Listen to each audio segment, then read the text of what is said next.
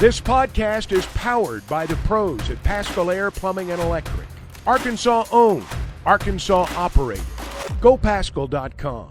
Richard, I want to start with the recruiting disparities between Arkansas and the SEC schools. I was telling Tommy yesterday, 49 three-star better players in Louisiana compared to Arkansas's 9. And then you look at Alabama, it's 70+. Missouri, it's a good chunk. I mean, you've got all these schools that you're having to compete against within this league that have far superior high school football talent. How does Sam Pittman grapple with that? It is. That's why Arkansas is not looked upon as a great job. As far as from the outside, when coaches are thinking about looking at Arkansas as a possible place to coach, when I'm talking about head coaching position, it's an uphill battle. Basically, you're getting 2/3 of your class on a consistent basis out of state, and that means a lot of times you have to go head to head with those in-state schools that you're recruiting out of state and beat them, and that's very difficult to do on a consistent basis. You can do it, but it's much more difficult. Go ahead. No, finish your thought. Well, I was just saying that. That's what made Frank Broyles so good. He was able to go out and get top talent out of state, and that's what you have to have, as a coaching staff and as a head coach. And Coach Pittman has shown the ability to do that as an assistant, as a head coach. But at the same time, in order to be able to do that, you have to start winning on a consistent basis at a pretty high level. And that only increases your pool of potential kids that are interested in your program. So it's a tough thing to overcome. But obviously that's why they're paid the money that they are.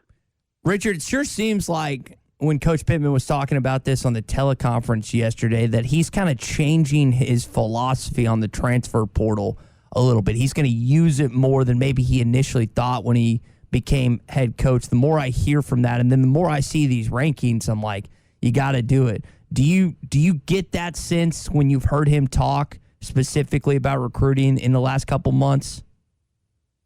Well, one thing that he said, he in the past he would look at guys that he's recruited from the high school level and say, "I believe in you. I'm going to be loyal to you. We think that you can get it done." In today's world, you have to absolutely look at it from the standpoint. This may be my last opportunity to get this in order, and so you have to recruit like next year could be your last year. I mean that's just a fact. The longevity of coaches is not what it used to be, just because of the fact that fan bases now demand that you win and you win immediately. And it used to be 4 or 5, maybe 6 years a coach would get. Now it's 2 or 3. And so, no, I can understand where he's coming from. So let's talk about basketball recruiting, the early signing period. Eric Musselman retweeted a tweet from Sidelines, Arkansas. I don't even know who that is, but if this is wrong, tell me.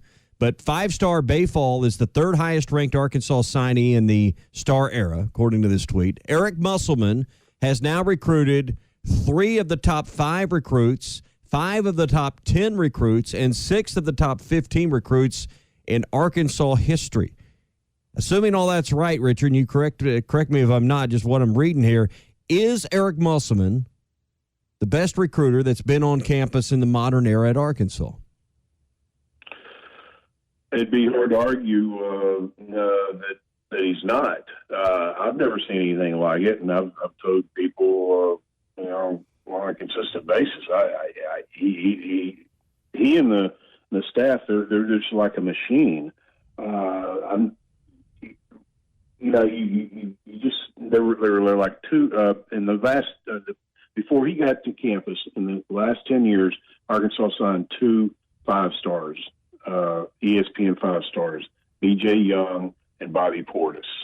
Since he's been there, obviously they've more than doubled that. So it just shows that you can do it. But here's the deal also.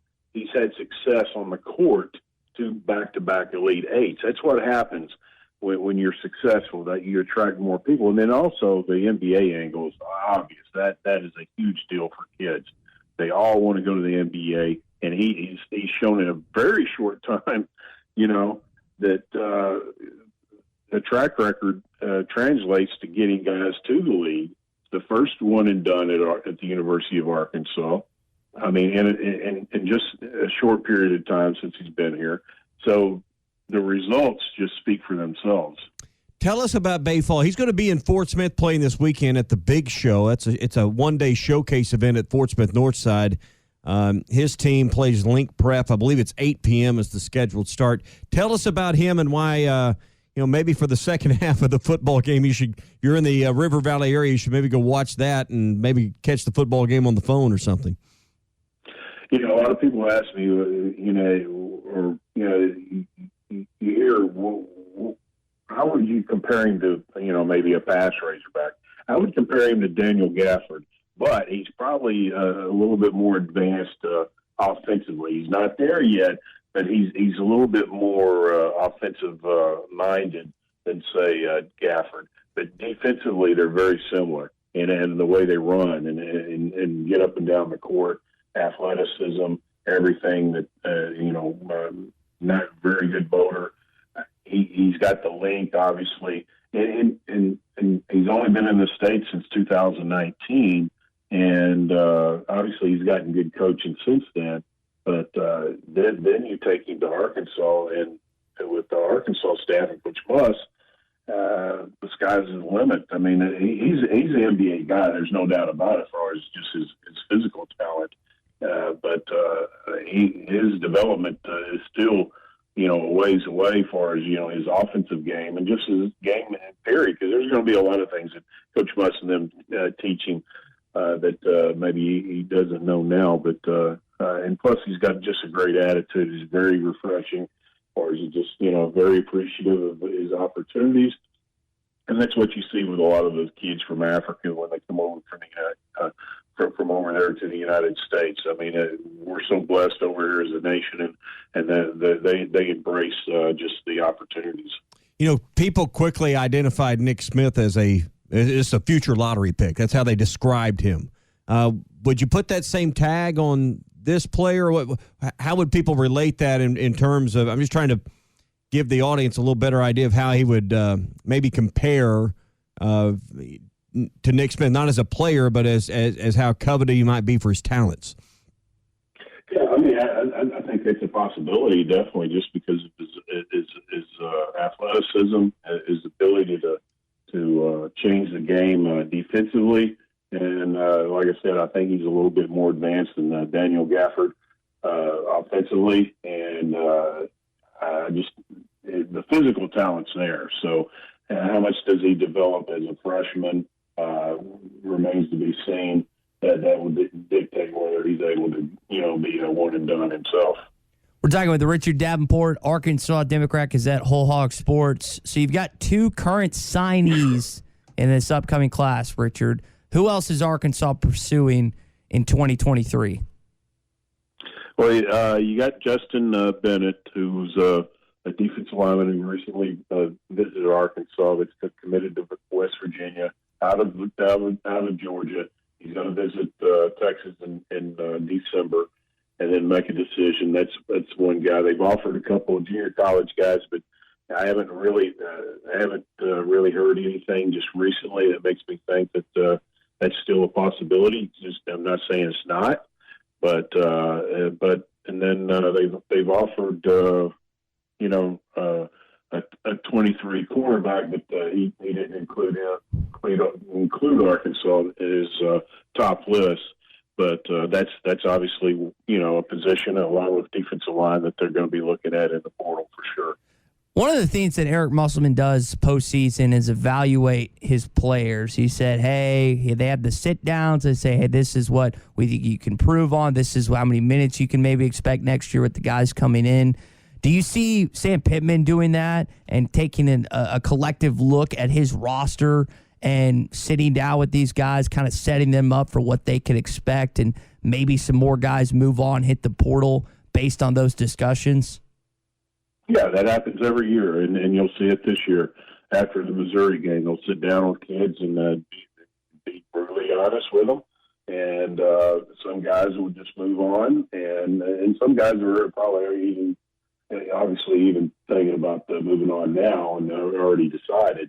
I think that's just a given. That's just a natural process of today's college athletic world.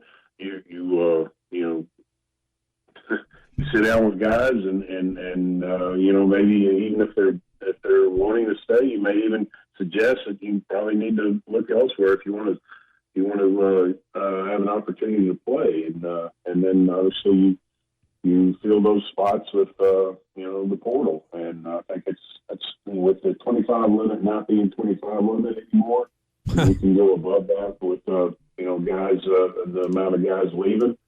I think that's probably going to be more so of a situation where you're going to see more guys coming in from the portal, which obviously Coach Pittman has kind of talked about. Football game Saturday night at 6:30. Night game, everybody says you get more visits, people on campus for a night game.